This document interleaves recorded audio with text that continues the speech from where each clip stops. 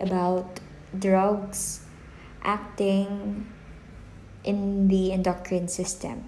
For the body to function properly, its various parts and organs must communicate with each other to ensure that a constant internal environment is being maintained. We call that homeostasis. I'm sure you already know that. Communication among these various regions of the body also is essential for enabling the organism to respond appropriately to any changes in the internal and external environments.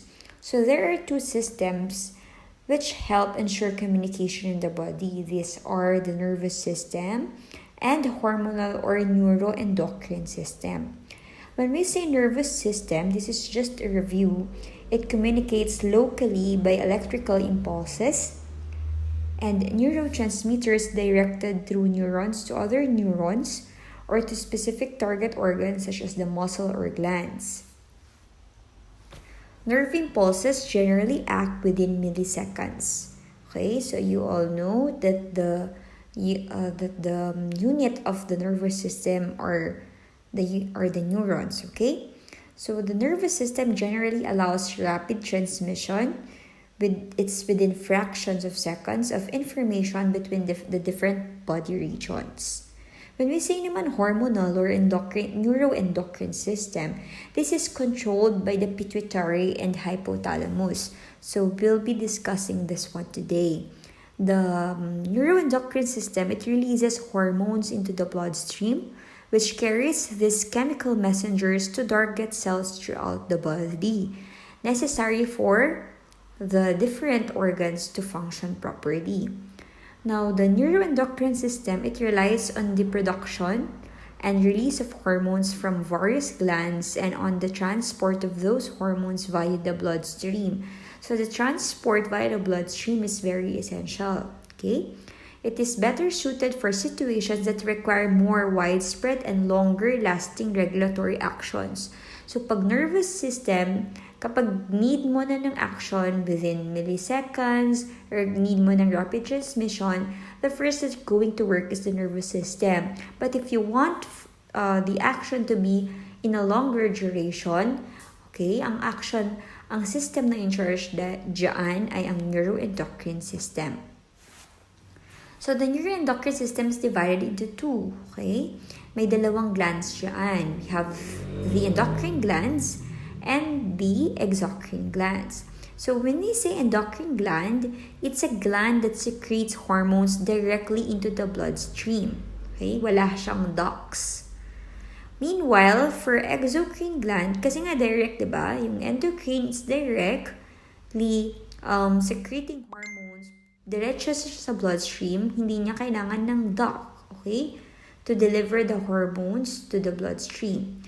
Now, the exocrine gland, it's a gland that secretes substances into ducts which then leave the body, for example, yung mga sweat or sebaceous glands, or into an internal space or lumen. And that, for example, is the digestive glands. So, pag endocrine, direct sa bloodstream. Pag exocrine, kailangan niya pa ng duct na magde-deliver ng substance papunta sa bloodstream and to the different parts of the body.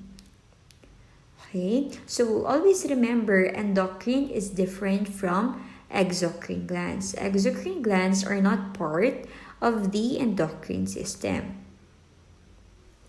Okay? So, let's focus on the endocrine. On the endocrine gland, pag sinabing glands class, it releases products. Glands release products to the bloodstream directly. Hormones, these are the products that deliver messages to the body. Sila yung mga dumadaan sa glands ninyo, papunta sa bloodstream. Okay? And the target cells, these are the organs, the specific receptors for the specific hormones located in the different organs of the body. Now, what are hormones? Of course, you're familiar with this already, class. Hormones are molecules that are produced by endocrine glands, including the hypothalamus, the pituitary gland, adrenal glands, the gonads such as the testes and ovaries, thyroid gland, parathyroid glands, and the pancreas. These are very powerful substances secreted by an endocrine gland into the bloodstream that affects the function of another cell or target cell. Okay? So, ang hormones, class, okay, ang nagre-release sa kanila ay ang inyong mga glands papunta sa inyong target cells. Okay? So, from the glands delivers, secretes the hormones to the bloodstream hanggang makaabot siya sa kanyang target cell. Okay? Target receptor ng cell na yon. So, the general characteristics of the hormones needed in very small amounts. So, these are potent products. Okay? Kahit meron lang small amount, okay, it can already affect the function of the target cell. They produce long-lasting effects in the cells they target, regulate metabolic processes, yun nga, nag-maintain ng homeostasis, and are regulated by negative feedback mechanisms. Anong ibig sabihin ng negative feedback mechanisms, class? Pag masyado ng maraming nare-release na hormones, okay, nag-feedback siya sa may hypothalamus, and then, sa may pituitary, sinasabi niya, masyado ng madaming na-release. So, pag na-feedback na to, ibig sabihin negative, hindi na mag-release ang hypothalamus and pituitary. Hindi na siya mag-release further ng hormones since ang feedback sa kanya nung gland ay masyado ng madaming na-release na ganong hormone. Okay? So, the hormones may be steroid, produced from cholesterol. These are fat-soluble hormones. Or pwede namang non-steroid. These are water-soluble hormones. A steroid hormone passes easily through the target cell membranes. Remember that your membranes are bilipid layers, okay? A non-steroid hormone requires a receptor in the target cell membrane to allow the hormone to enter the target cell. Okay, so this is a picture of the endocrine system. Ang function niya ay nagre-regulate ng different processes such as growth, water balance, reproduction, metabolism, calcium and glucose levels, and responses to stress. So the endocrine system is very significant in the functioning of the body, okay? In the proper functioning of the body. Ang growth, okay, and water balance, they are regulated by means of the pituitary. And then yung reproduction by means of the testes and ovaries and also the pituitary. Metabolism by means of the thyroid gland.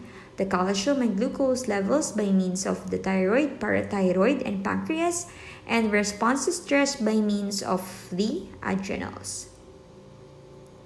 So these are the major endocrine glands, class. Please remember, thyroid gland, is it an endocrine gland? Yes. Okay? Adrenal gland is also an endocrine gland. Also the pancreas, which is most famous for releasing insulin and glucagon. Okay? The hormones in charge in diabetes. Okay? In maintaining homeostasis for patients with high or very low blood glucose levels. And also the ovaries. The ovaries and the testes, these are major endocrine glands. Okay? So, saan nga ba nagmumula yung trigger para mag-produce ng hormones tong mga glands na to? It's coming from the hypothalamic portal system.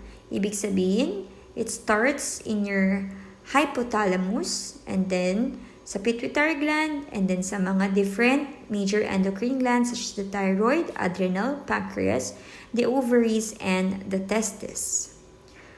The hypothalamic and anterior pituitary hormones, the hormones secreted by the hypothalamus and the pituitary, are all peptides or low molecular weight proteins. They act by binding to specific receptor sites on their target tissues. Okay? The hormones of the anterior pituitary are regulated by neuropeptides that are called either releasing or inhibiting factors or hormones. These are produced in cell bodies in the hypothalamus and they reach the cells of the pituitary by the hypophyseal factors. Okay?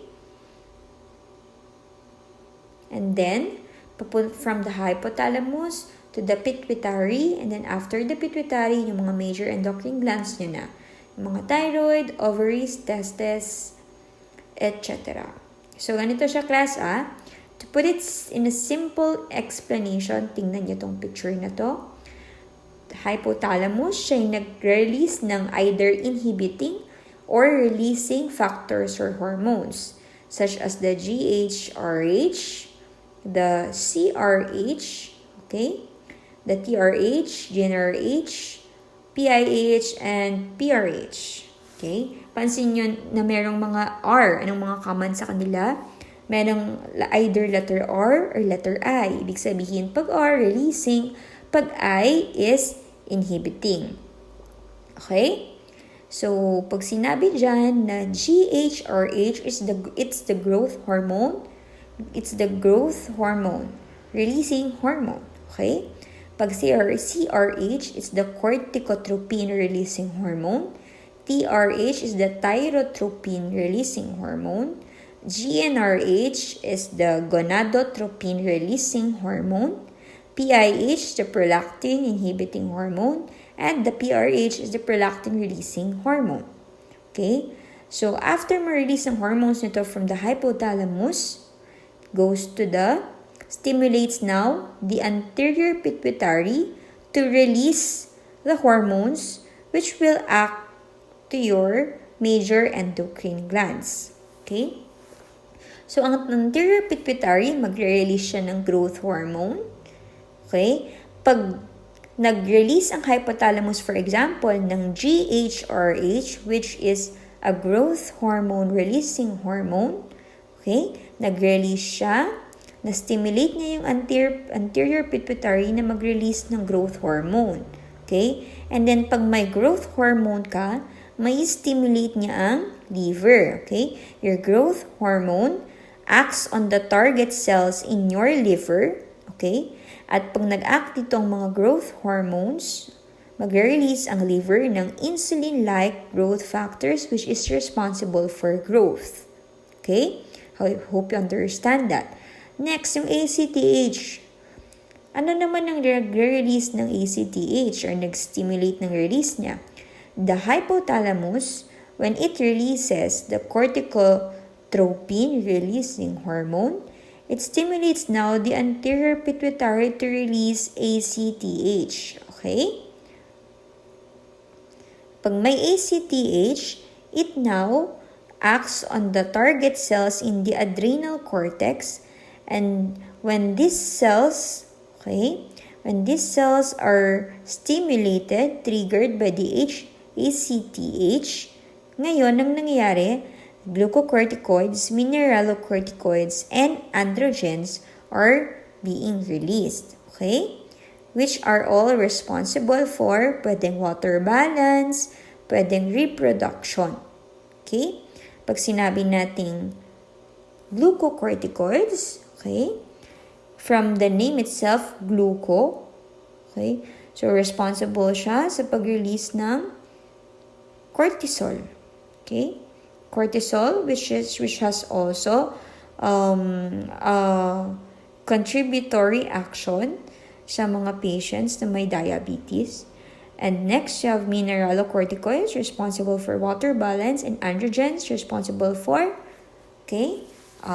sexual characteristics.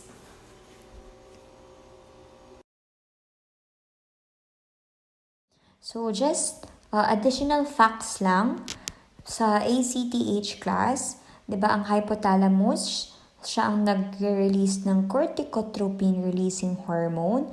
Pag ang corticotropin-releasing hormone, CRH, ay na-release, natitrigger or na-stimulate niya ang anterior pituitary na mag-release ng ACTH.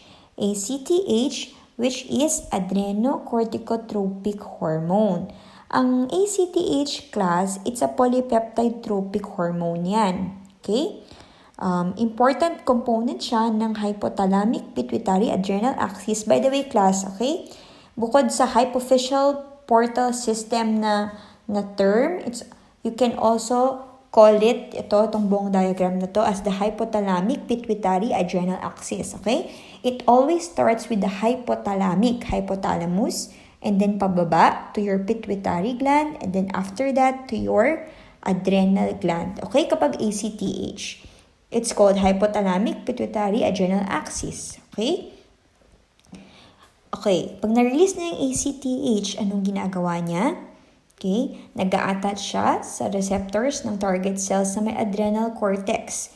Ang inyong adrenal gland, it has two glands, the adrenal medulla and the adrenal cortex. ACTH specifically acts on the adrenal cortex. Your adrenal cortex class, it is divided into three zones. You have the zona glomerulosa, the zona fasciculata, and the zona reticulata. Okay? So, each of these zones, yung isa nagproproduce ng glucocorticosteroids, yung isa mineralocorticosteroids, and yung isa nagproproduce ng androgens. When it's glucocorticosteroids class, always remember, andun na yung clue ninyo, yung gluco. So, glucocorticoids are responsible for regulation of fats and sugar levels. Okay? And also, in inflammation situations. Kapag may inflammation, pag may injury, kapag may stress, di ba? Kapag when the body is undergoing into stress, ibig sabihin either injury or inflammation or infection, okay? Pwedeng mag-act dyan ang inyong glucocorticosteroids. It's responsible for regulating regulating sugar and fat levels needed during stress moments, during stress situations such as inflammation, injury, or infection. Okay? Ang mineralocorticoids, they are responsible for water balance. Always remember that. And pag androgens naman, androgens for sexual characteristics. Next, sa thyroid gland naman tayo. Ang hypothalamus nag-release ng thyrotropin-releasing hormone or TRH. When TRH is being released, okay, it triggers the anterior pituitary to release TSH, okay, or thyroid-stimulating hormone. Your thyroid-stimulating hormone is the hormone responsible for activating your thyroid gland to produce T4 or yung thyroxine hormone, okay? Okay? Yung T4, it's the thyroxine hormone. Okay? And then next, yung FSH naman. FSH and LH, they are both stimulated by GnRH. GnRH or the gonadotropin-releasing hormone. Pag nag-release ng GnRH, magre-release din ng pituitary ng FSH and LH. FSH and LH, okay? Ang FSH responsible for releasing estrogen and progesterone. Same is true with LH. FSH is follicle stimulating hormone, and LH is called the luteinizing hormone. Okay? Luteinizing hormone can be found in females and in males. Okay? Pag females, of course, it acts on the ovaries. Pag males, it acts on the testes. Okay? Pag ang LH nag-act sa male, okay, sa male organs, ang function niya is nag-release ng testosterone. Okay? Next, prolactin naman by the PIH or TRH responsible for milk production. Okay? Nag-act on the target cells in your breast. Okay? So next, each hypothalamic regulatory hormone controls the release of a specific hormone from the anterior pituitary. Class, I would like you to take note that ang hypothalamus, okay, nagtitrigger siya ng release ng hormones hindi lang sa anterior pituitary, meron din sa posterior pituitary. So we just focused lang ngayon sa anterior pituitary hormones. So you also have to know kung ano yung mga anterior pituitary hormones and yung mga posterior pituitary hormones. Actually, mas madami sa anterior compared to the posterior. Okay? Pag posterior kasi, it's oxytocin lang and vasopressin. Vasopressin or antidiuretic hormone. The hypothalamic releasing hormones are primarily used for diagnostic purposes, that is to determine pituitary insufficiency. Okay? Bakit kaya nagkakaroon ng pituitary insufficiency? Bakit hindi nagre-release ng enough hormones ang pituitary gland? Kasi may problema sa releasing hormones na galing sa hypothalamus. Okay? So, anong gagawin mo? You have to have diagnostics. Okay? At ang gagamitin mo dyan ay ang hypothalamic releasing hormones. Automatic na pag lumabas sa inyong diagnostic results na mababa ang hypothalamic hormones or hypothalamic releasing hormones, that means na possible na yun yung cause ng inyong pituitary insufficiency. Bakit kaya kulang ang nare-release ng thyroid? Bakit nagkaroon ng hypothyroidism? Bakit kokonti lang ang thyroid hormones? Bakit kokonti lang ang FT4 or ang levothyroxine or ang thyroxine? It is because kulang ang naproproduce ng anterior pituitary. Bakit kulang naproproduce ng anterior pituitary? It's because baka kulang ang trigger, okay? Kulang ang nare-release na hormones, na releasing hormones from the hypothalamus, okay? So, here's another picture class. I told you a while ago, pag anterior, ang pituitary, it's divided into anterior lobe and posterior lobe. Anterior lobe or also the adenohypophysis, and pag posterior lobe, it's the neurohypophysis or neurohypophysis. Okay?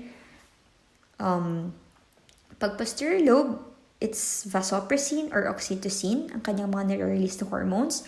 And if it's anterior, it's the growth hormone, TSH, ACTH, prolactin, and the gonadotropic hormones.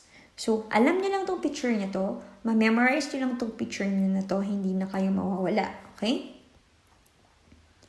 So, hormones of the anterior and posterior pituitary are administered either intramuscularly, subcutaneously, or intranasally, but not orally because their peptidyl nature makes them susceptible to destruction by the proteolytic enzymes of the digestive tract. So, preferably, pag nagbibigay tayo ng hormones, okay, binibigay natin sila via IM or SC, or pwedeng intranasally, but never, not orally, okay? So, ayan, this is another picture. You can print this picture, you can post it in your rooms, you can post it in your notebooks, okay? So, this is just mas molecular lang, okay? Pinakita niya lang dito yung sa posterior pituitary. Please take note, your posterior pituitary, it produces antidiuretic hormone and oxytocin, okay? The only hormones produced by the pituitary are the ADH and oxytocin. ADH acts on the kidney tubules. Remember, kung maalala niyo yung mga discussion natin regarding the RAAS system, narinig niyo antidiuretic hormone. Diuresis is pampaihi, di ba? Antidiuretic hormone, ibig sabihin, okay, nagko-conserve ng water, nagme-maintain ng water balance. Kasi for example, a patient, meron siyang hypernatremia, madami siyang sodium sa katawan, masyadong concentrated, okay? Or any electrolyte for that matter na mataas ang concentration sa katawan kasi kulang sa tubig, okay? Masyadong concentrated ang inyong electrolytes, kulang sa tubig. So anong nagtatrabaho para doon? It's your antidiuretic hormone. Your antidiuretic hormone is responsible for conserving water, okay? Ano pa? In cases ng patients na may hypotension, okay? Hypotension, ibig sabihin kulang sa tubig, kailangan mo mag-conserve ng water, okay? Just to increase your blood pressure, okay? Because for blood pressure to happen, kailangan mo ng both sodium and water reabsorption. So, importante dyan ang inyong ADH or antidiuretic hormone. It acts on the kidney tubules. Next, oxytocin. It acts on the mammary glands and also uterine muscles. Anong uterine muscles, ma'am? Muscles found in the uterus. Anong uterus? Sa Tagalog, matres. Okay? For patients that are pregnant, okay? Pag kailangan ng contraction, kunwari manganganak na ang isang pasyente, okay? Kailangang mag-contract, okay? Kailangang mag-contract ang uterine muscles, okay? Kailangan nang i-push ni baby So, ang nag-act dyan na hormone ay ang oxytocin. So, aside from the breast, oxytocin also acts on the uterus. Okay? Now, we go to the thyroid gland. Unahin natin ang thyroid gland. Ang thyroid gland, aside from the thyroid hormone, which I mentioned a while ago, okay? Thyroid hormone, FT4 and FT3 yan. The thyronine and the thyroxine class, okay? Pag sinabi, what are the thyroid hormones? These are FT4 and FT3 or pwedeng just T4 or T3. Thyroxine or thyronine, okay? The thyroid hormone is the major metabolic hormone. It is composed of two active iodine-containing hormones. Thyroxine is secreted by thyroid follicles and yung thyronine or mas longer name niya, the triiodothyronine, okay, conversion of T4 at target tissues. So, ang T4 nyo, once na nakarating na siya sa target tissues, it may be converted to T3. Okay? Next, ano pa ang hormone ano pa ang other hormone na nagpaproduce bukod sa thyroxine at sa thyronine? It's calcitonin. Calcitonin decreases the blood calcium levels by causing its deposition on bone. Okay? When there's too much calcium in the bloodstream, okay, pag meron ng hypercalcemia, ang ginagawa ng calcitonin is pinapabalik niya yung calcium sa may bone. So, it causes the deposition of calcium on bone, okay, especially in cases of hypercalcemia. Antagonistic to parathyroid hormone kasi ang parathyroid hormone naman, it's the other way around. Ang parathyroid hormone or PTH produced by the parathyroid gland, it causes naman an increase in calcium. So, kunwari may hypocalcemia yung patient, kailangan mo mag-release ng calcium sa bloodstream. Okay? Ano ang gagawa ng function na to? Natatanggalin niya yung calcium sa bone, papupuntahin niya yung calcium. Okay? Papupuntahin niya yung calcium sa may bloodstream para tumaas naman yung calcium levels sa katawan. Okay? In cases ito na may hypocalcemia yung patient, kailangan mo ng mas mataas na calcium. You want to increase the calcium levels, ang nag-act dyan ay parathyroid hormone. Okay? So, ang calcitonin, let's go back to calcitonin. It is produced by parafollicular cells of the thyroid gland. Parafollicular cells are found between the follicles. Okay. So, class, please remember magkaiba ang action ng calcitonin at ng parathyroid hormone. Okay, let's differentiate the two of them. Pag calcitonin, it's produced by the thyroid gland. Pag parathyroid hormone, it's produced by the parathyroid gland. Okay? What's the action of calcitonin? Calcitonin, it decreases blood calcium. Ganun lang siya kadali. It decreases blood calcium.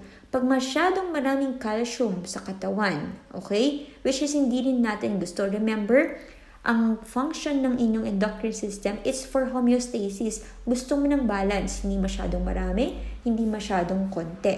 Okay? So, pag masyadong madami kang calcium sa katawan, pwede ka kasing magtetany nito. Okay? Okay? Too much contractions ng inyong muscles. Remember, for muscle contraction to happen, you need calcium, right? So, ayaw mo mag-tetany ka. That's the term, okay? Tetany. Ayaw mo too much muscle contraction. Siyempre, hindi mag-rest yung muscles mo. Pagod yung katawan mo. Eh, ang dami-dami kasing calcium. So, you want to bring back the calcium to the bone na lang instead of the blood. So, if you want to decrease blood calcium, okay, the hormone that will act on that will function to decrease the calcium in the blood levels, okay, is the calcitonin. What if naman, gusto mong i-increase ang calcium mo, hypocalcemia, hinang-hina yung pasyente, okay? Kukunti ang calcium niya sa blood level, hinang-hina yung kanyang katawan because less contractions, wala siyang calcium, okay? Gusto mong i-increase ang calcium niya. Palalabasin mo ngayon yung calcium sa bone, papupuntahin mo yung calcium sa blood. Ang mag-aak naman dyan ay ang inyong parathyroid hormone. So, the parathyroid hormone functions to increase blood calcium levels. Okay? So, yun class. You can write it on your nose, the difference between calcitonin and parathyroid hormone. Next, hormones of the adrenal cortex. Okay?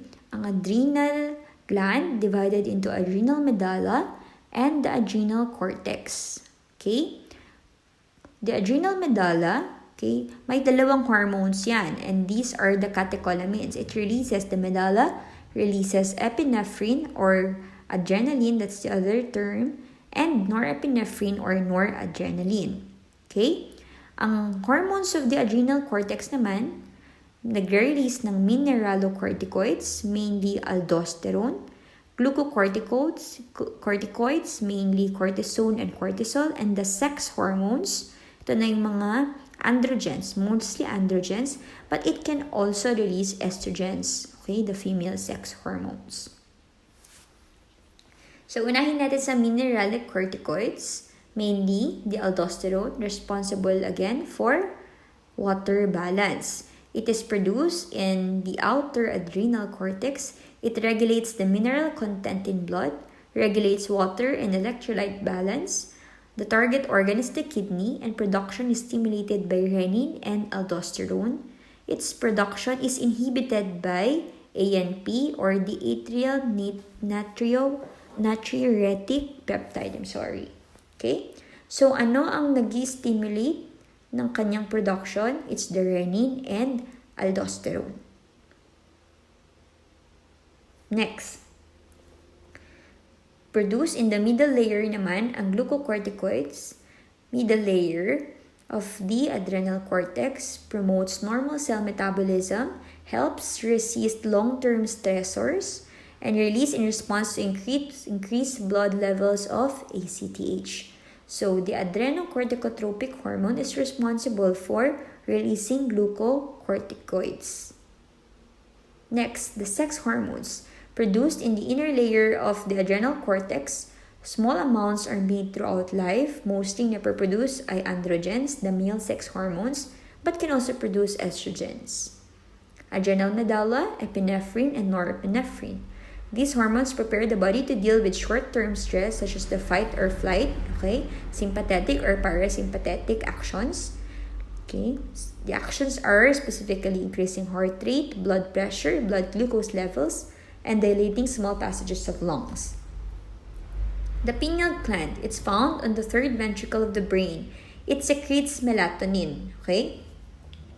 So makikita nyo, near the hypothalamus, posterior to the hypothalamus is the pineal gland. It's a special gland which secretes the melatonin. Melatonin is essential in establishing the body's wake and sleep cycles, okay?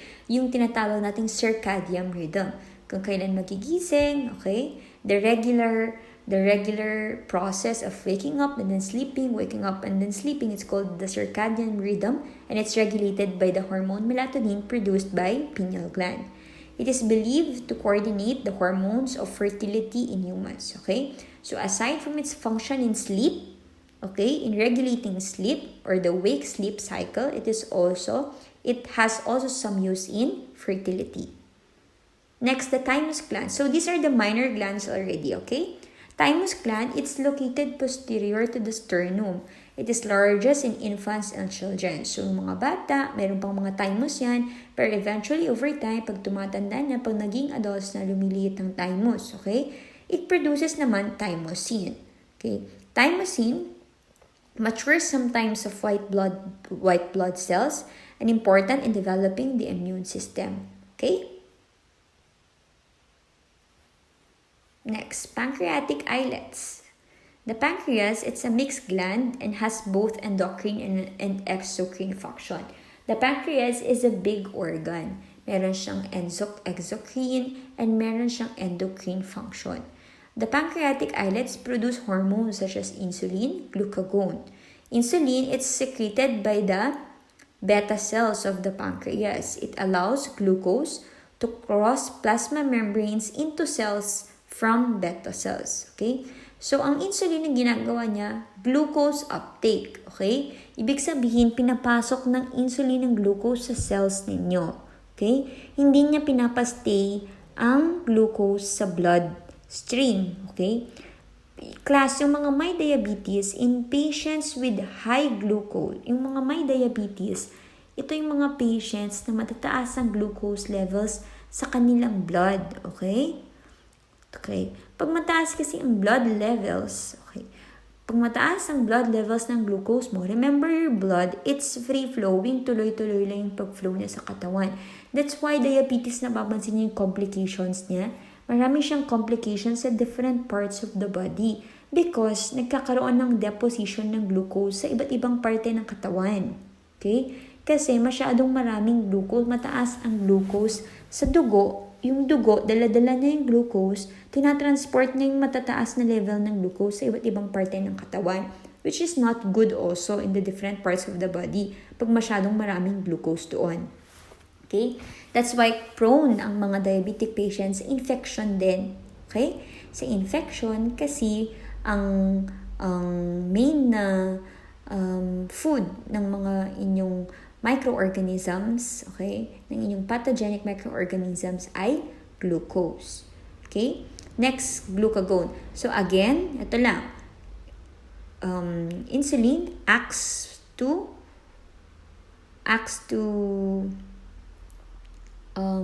increase glucose uptake into cells. Okay? Pag glucagon naman, it allows glucose to enter the blood from alpha cells. Pag insulin, beta cells of the pancreas. Pag glucagon, alpha cells of the pancreas. Pag kukunti naman, for example, in patients with hypoglycemia, yung patients na hindi kumain, or for example, nasobrahan ng inom ng gamot for diabetes, di ba nagkakaroon ng hypoglycemia? Ibig sabihin, kukunti ang glucose sa blood. Remember, ayaw mo ng masyadong konti or masyadong madami. Pag konti naman masyadong glucose sa blood, syempre wala ka na de-deliver na glucose sa iba't ibang parte ng katawan or sa different organs mo. And so, remember that glucose is responsible pag may gluconeogenesis ka, and then the Krebs cycle, going back to biochemistry. Okay? You need glucose to produce energy. Okay? So, kailangan mo din ng glucose somehow. What if nag-hypoglycemia ka? Okay? Below the normal range ang glucose level mo sa blood, the one that will act on that na hormone is the glucagon hormone. So these hormones are antagonists that maintain blood sugar homeostasis. Next, the gonads. Ovaries produce eggs, produce two groups of steroid hormones such as the estrogen and the progesterone. Testes naman, they produce sperm, produce androgens such as testosterone. Ang hormones of the ovaries, you have the estrogens and the progesterone. Ang function ng estrogen, it stimulates the development of secondary female characteristics, mature female reproductive organs such as the breast, okay? Tsaka yung mga nasa lower reproductive organs. With progesterone, estrogens also promote breast development, regulate menstrual cycle. Progesterone, it acts with estrogen to bring about menstrual cycle. So both of these hormones are needed for menstrual cycle to happen. And then progesterone, it helps in the implantation of an embryo in the uterus. Okay? In preparation for pregnancy, kailangan mag-implant ng embryo sa uterus. And for that to happen, you need to have progesterone. And also, progesterone helps the breast for lactation. Okay? So, in terms of the breast development, pag breast development, okay, it's a secondary sexual characteristic for females. Okay, sa paglaki ng breast, for the enlargement of the breast, the hormone responsible for that is estrogen. Kaya nga, yung mga gay, okay, diba? When they want to have their breast to enlarge, diba? Uminom sila ng pills. And yung pills ninyo, they contain estrogen and progesterone. Okay? So, produce several androgens naman ng testes. Testosterone is the most important androgen. It is responsible for male secondary sexual characteristics, growth and maturation of the reproductive system, and required also for sperm cell production. Okay.